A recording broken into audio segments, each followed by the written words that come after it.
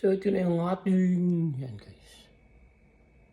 Itlog na pula na may kamatis na may sibuyas. So tingnan natin. Sarap siya kung may ulo, may kanin. Pero solid na to. Nakakamiss yung gantong ulam guys.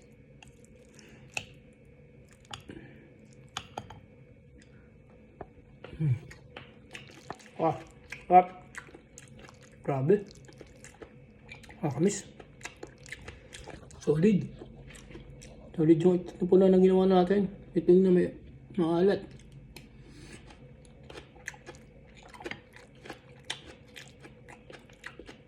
Sarap guys.